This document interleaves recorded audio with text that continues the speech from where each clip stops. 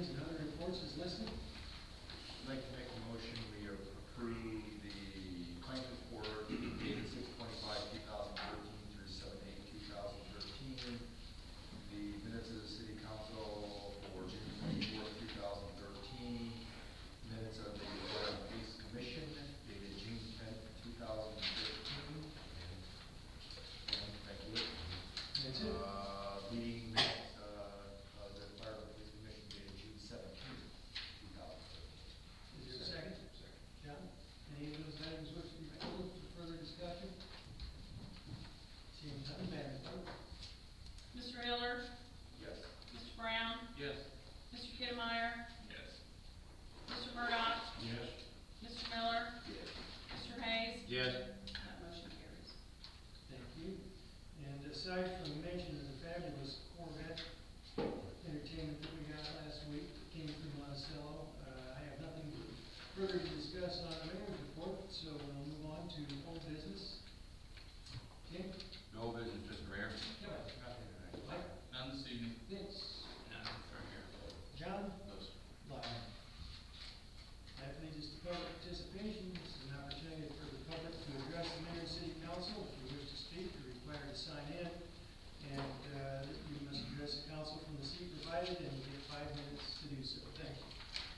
And we'll lead off with Rex Snell. Thank you, Mr. Mayor. I have my timer. There you go. I'm here to update the City Council on my efforts to understand the Library Board's decision to vacate the community building and build a location on the far edge of town, nearly 3 miles from the center of town. FOIA requests were necessary to receive any information from library personnel. Approximately a dozen requests have been made. Response time has been good, with requests being filled within 1 week of the request. So I'm very appreciative of that. Received since the last City Council meeting are the following items, and you all have a copy of this. We have received the July 20, 2009 Fred Schliff report, where it states, we received the minutes from 2009 to 2013. Fred's preliminary outline report. On page 3, he says the library should not spend a large sum of money upgrading and or expanding space that is not owned. I guess he has never heard of a long-term lease. B, the library is a 5-star rated library, but on page 7, Mr. Schliff can only think of 2 things good to say about it. C, Mr. Schliff is biased, and it shows from day 1, July 20, 2009. 1 year and 4 months later, Mr. Schliff prepares a building plan report dated November 24, 2010. On page 5, Mr. Schliff states, the purpose of the program is to guide the architect selected by the library's Board of Trustees in the development of a design for a new library.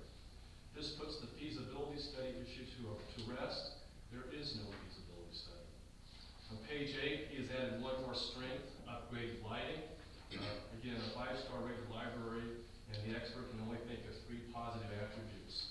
I believe the bias continues. Fraunhofer and Associates PC, a consulting engineering firm, issues a report called Allerton Library Preliminary Structural Evaluation, dated June 2009. Although it uses Fraunhofer letterhead, the report is not signed and certified. It is not a feasibility study, and it is not a professional opinion, as it was not signed by a professional engineer or anyone for that matter. There are no professionally prepared engineering studies of the community building. FOIAs currently outstanding are the following. 90-page report from Mr. Hinsey's estate that accompanied the cash gift. We're anxious to see what the estate has said in the communication. Number 2, the real estate contract for the purchase of the land from the Carl Foundation. This will be of particular interest as certain naming rights might have been granted by the board when the contract was offered and accepted. If this is true, we may need the City Council to not only buy the land from the library, but name something Carl, perhaps a fire truck or a park or storage facility. Additional board minutes prior to January 2009 have also been requested, and the reason for that is beginning in 2009 there's discussion that precedes that. The June 30, 2012 financial audit indicates that the library had coming into July 1 of 2012, $565,000 of cash reserve and $2.981 million in the NC account. The subsequent minute discussion is there is no capital budget indicating the cost of land, construction, and move to the proposed new facility. Various comments in the minutes indicate the total cost is highly likely to be in excess of the $2.9 million gift. Yet no capital budget has been presented to date. There is no operating budget showing the monthly expenses expected when in the proposed new facility. We do not know if we can afford to build or maintain the proposed building. As we sit here tonight, there is no budget to show we can build it for $2.9 million. As we sit here tonight, there is no budget to show we can maintain it with our expected annual revenues. Surveys are a misnomer.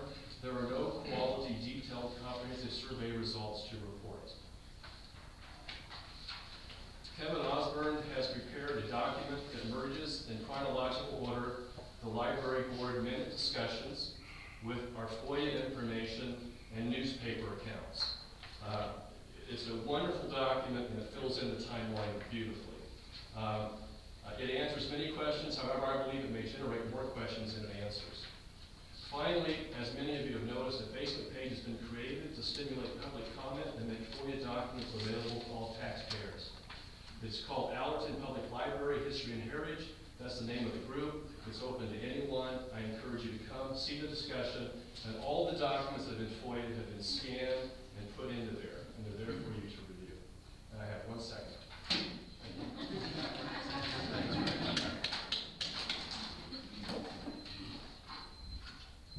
Leads us to Maureen Holtz.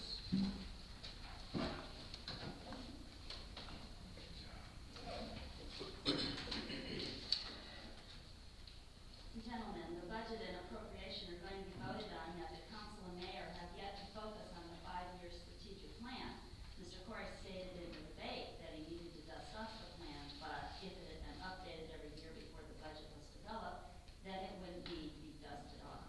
What were you and the other aldermen doing for the last 4 years? A key objective of the long-term strategic plan is to manage our capital assets such as water tower storage tanks, water treatment facilities, storm and sanitary sewer and recreational facilities. A purpose of the long-range capital asset part of the strategic plan is to inventory the city's assets. Otherwise, you cannot properly budget for maintenance, replacement, and acquisition.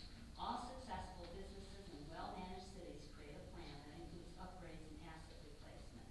Little focus thus far has been paid to our wastewater treatment plant. Mr. Alsop refuses to release Fox engineering report, and now they have a second firm doing a report. Fox was paid over $38,000, but for what? Based on Fox draft invoices, about $20,000 was paid for the reports and testing for the 29 EPA violations at the quarry resulting from Mr. Alsop's mismanagement. He billed this $20,000 to the wastewater treatment plant, however. Why? To hide it, maybe? Muhammad recently spent over $12 million to replace their wastewater treatment plant. To grow and attract businesses, Monticello must do the same. When will the city start setting money aside for this major investment? In the Mount Zion retreat on May 29th, away from taxpayers' ears, Mr. Alsop said the wastewater and sewer fees should be raised 5% a year for the next 5 years. Compounded annually, that comes to a 30% increase.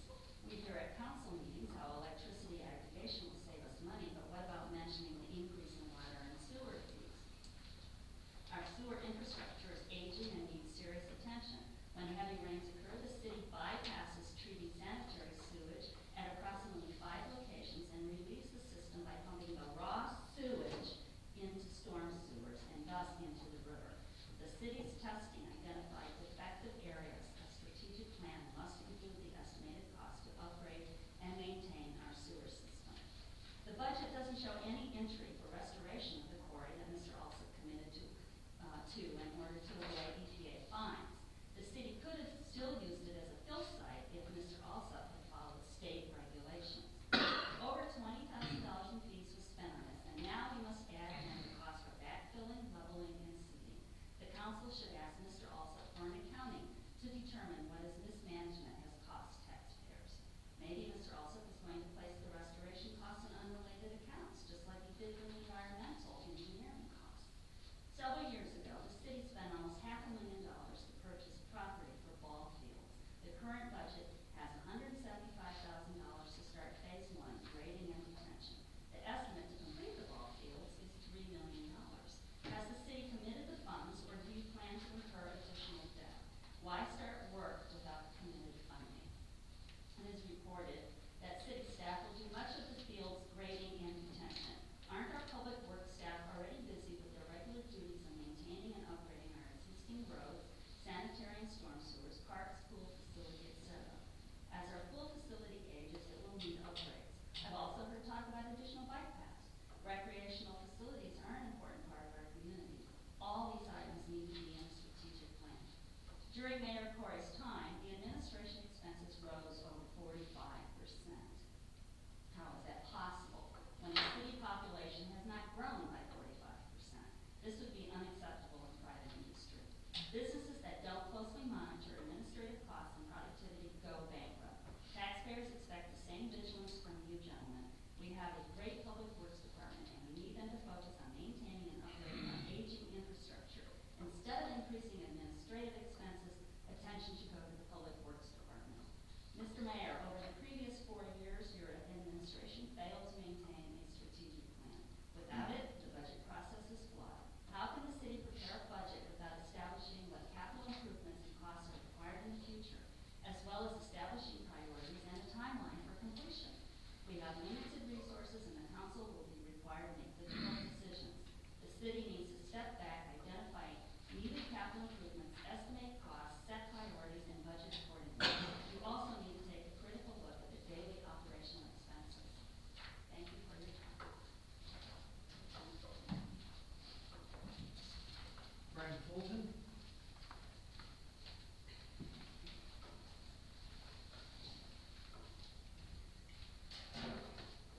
Thank you, gentlemen.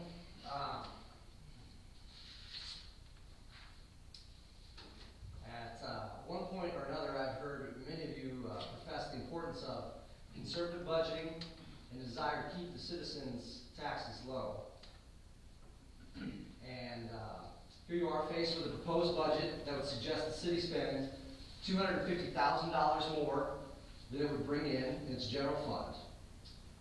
You would simply hope, will you simply hope that the revenues are greater than the estimated revenue, or would you subjectively eliminate uncommitted funds for maintenance and capital projects, as you have done in the past?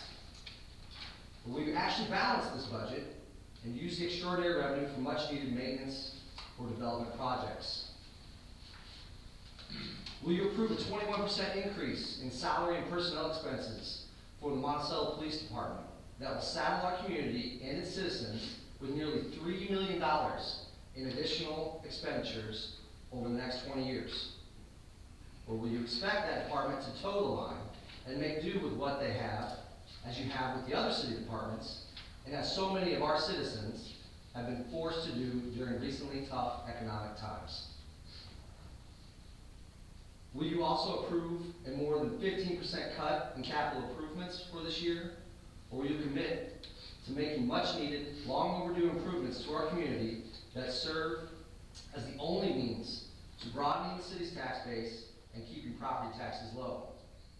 Right here, gentlemen, is where the rubber meets the road, where you commit to what has been asked of you by our citizens, and where you commit to doing what you promised you would do.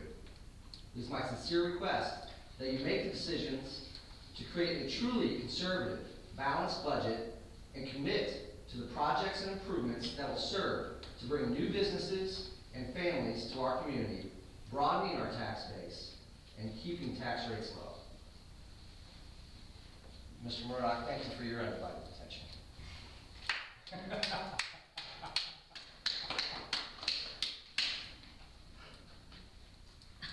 Steve Schiffer. You know, I was going to pass, but I think I'll go ahead and use my time. But I couldn't help but notice what Brian mentioned at the end. And I didn't catch Mr. Miller looking away, but I couldn't catch any of the rest of you guys looking up from your busy work there that you have to do during public participation. I guess it's not important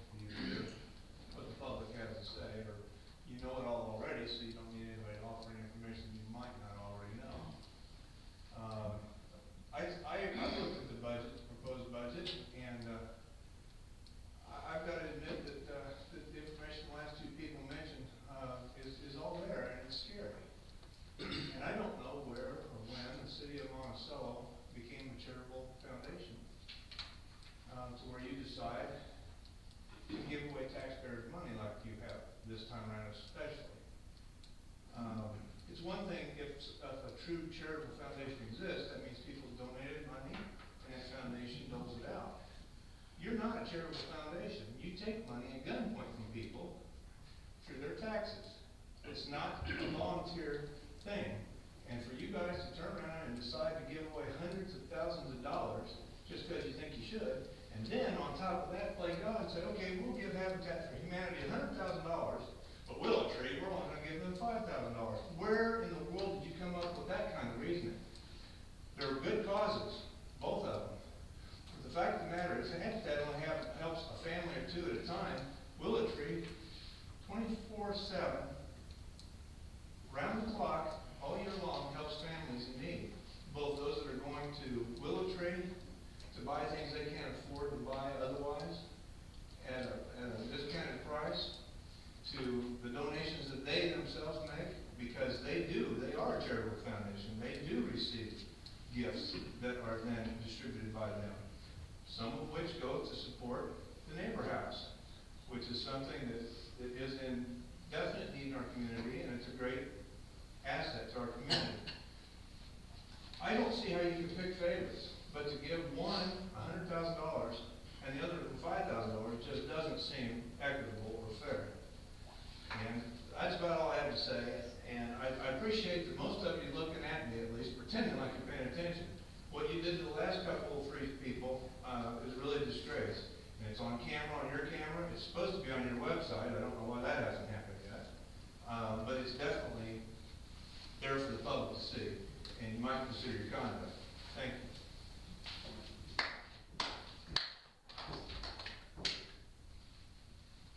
That concludes public participation, and we move on to item number 6 on our agenda, fiscal year 2014 budget and appropriation review.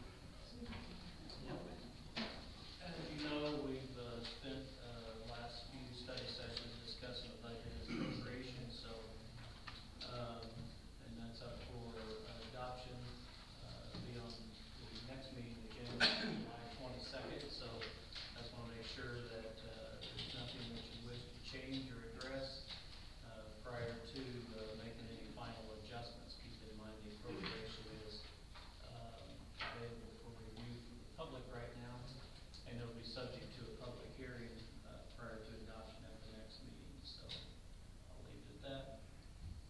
John, do you have any questions regarding the budget? I have a question. Line item number 1, is that represent a remainder leftover of not used this year, or does that represent another draw from reserves? That is the leftovers or the available funds in the general fund account. So it's available funds left over from.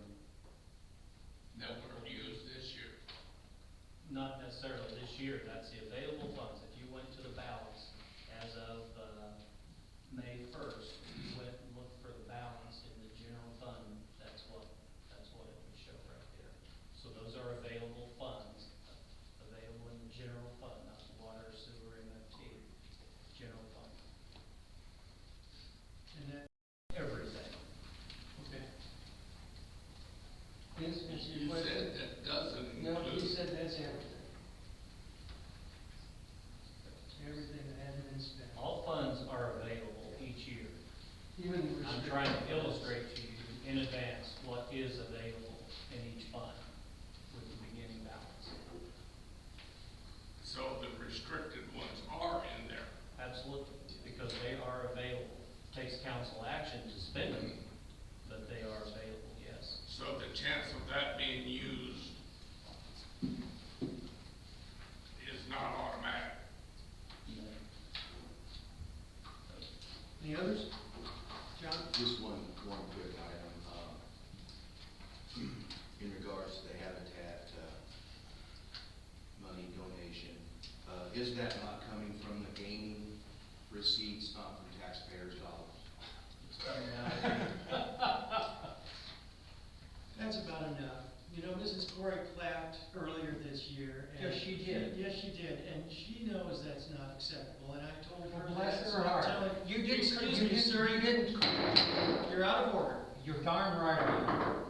If you continue to remain out of order, I will ask the officer here to Do escort it you right now, go outside. ahead, have him remove me.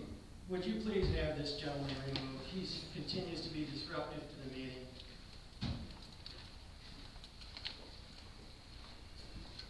As I was saying, I won't accept clapping and outbursts like that. Mrs. Corey knows that now. It was explained to her. Now I'm explaining it to you and all others in the room.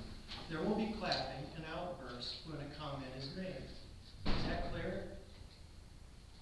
Oh, I'm looking at you, Okay, that's fine. as Thank opposed you. to what you do for me. Now, where were we? Anyway, that money will come from the general fund, and the gaming revenues are a new revenue that is placed in the general fund as well. So that's new revenue, and that was part of the discussion in determining whether or not to support the Habitat's request this year. Thank you, Floyd, for that clarification. I wanna tag on to Sure. this if I could. Okay, on, that's line 147, you say 4 years, but in reality, won't there only be 3 additional years? 3 years after this year, 4 years total. 3 years, right, 4 years, the second one will be our next budget, which is this budget. Is this not going to be our next budget? This budget, assuming that you're going to approve the new fiscal year, and that'll be Right. on the agenda in August. Right. Then we will generate a new full year's budget, and it'll be included in that budget. Okay, we made one payment that was out of last year's budget, right? No, it's out of this budget right here, because it wasn't included in last year's budget. Keep in mind, last year's budget was officially over April 30th. Is it more clear to you, Vince? Everything that you have approved in the claims has been since, May 1, is in this budget right here. We're allowed to expend funds during the first quarter of each fiscal year without an approved budget / appropriation. It's really the appropriation versus the budget. So you're allowed, state statute allows us to expend funds without appropriation during the first quarter of each fiscal year. That's why the deadline to have this approved and on file is the end of July. That's the end of the first quarter of our current fiscal year.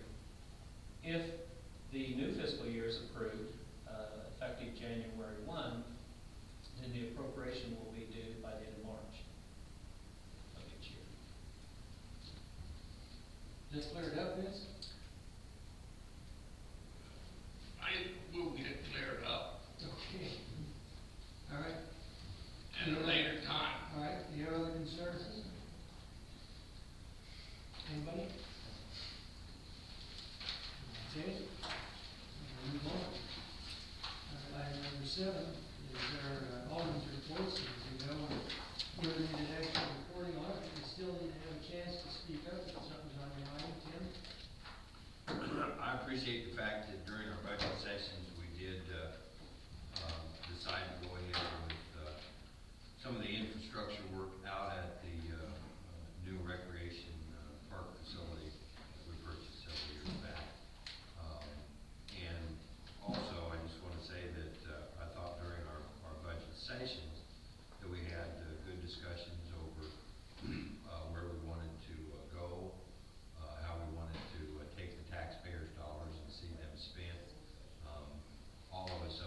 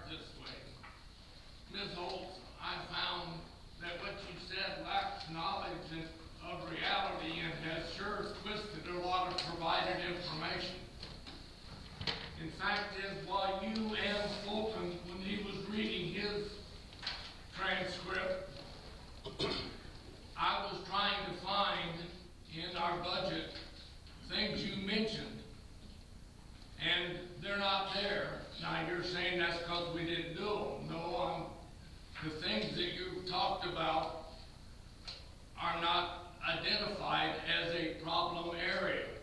Although I know you're trying to give all of this as some type of misgiving that you have about Floyd also and his ability. Well, that's pretty obvious, and that's the weight you need to carry, I guess. Mr. Fulton, you would come under the same criteria. Now, the reason I stopped and looked at you is because you mentioned things specifically that are in the budget and we've talked about, so I didn't have to find those.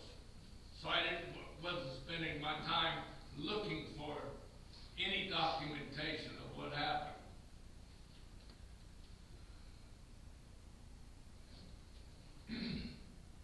I may have a hard time talking, but my earplugs work.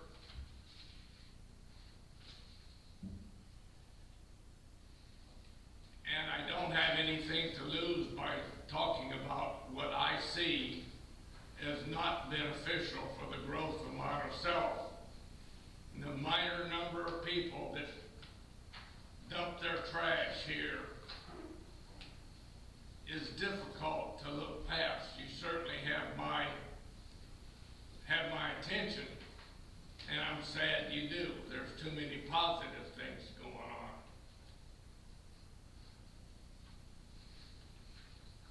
That's all I really have on my mind. John? No. Lyle, you got anything? Okay. That leads us to the police chief's report. Have you got something for us this evening? I do not have anything specific, Mr. Mayor. All right. And superintendent's report. Just a couple quick items here. Hopefully, everyone's available for some of these events coming up. This Friday out at Burke Park is the Move Monticello event, and this is in conjunction with Kirby Hospital. The intent is to create a fun, educational, and healthy event for the community. So it starts at Burke Park at 6 o'clock, and let me get the particulars here. There's going to be some, first of all, free 4-inch Subway subs to the first 50 attendees. So Aresh has come through and providing some subs for the first 50 folks to show up. And then the idea is to venture on down to the new bike path and have a grand reopening, ribbon cutting kind of thing for the bike path, just a couple quick minutes, and then everyone walks the bike path and then come back to the park and enjoy a movie called Weight of the Nation, and that's a Kirby Hospital has provided that, and it's all about health and fitness and kind of a little community awareness event that Kirby asked the city to join in and help out with. So I think that's a great thing, and I hope that you guys can be available for the reopening of the bike path and enjoy the evening. Now, Saturday, if you're available at 11 o'clock, is a ribbon cutting out at the Villas, Hollybrook, the assisted living. So I hope that you can all make an attempt to be there for that. They're getting ready to fire up, and absolutely a great facility, and hope everything goes well for them and they're successful and maybe continue on with some other ideas they have out there. Saturday at 11 o'clock. And then don't forget the chamber cookout out there on the 16th, which would be, next week, from 5 to 7. And then the other thing that I want to bring up is something that, if you're in agreement, would be on the next meeting's agenda. A couple of our local residents and businessmen, Jim Ayers and Rick Rhodes, won a raffle of some sort, an auction, I guess, over Rotary, and they won the Jim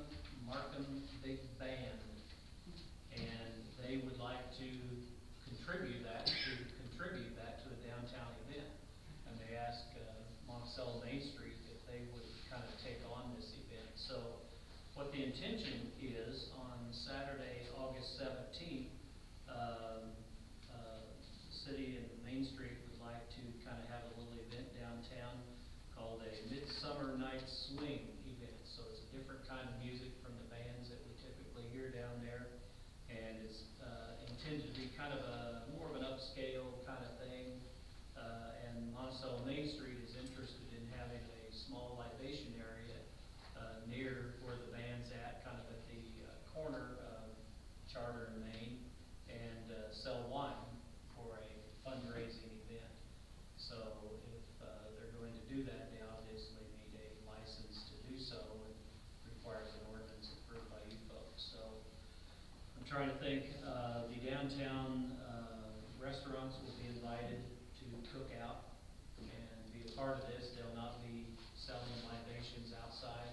This is strictly a wine selling thing on behalf of Main Street to be used as a fundraiser.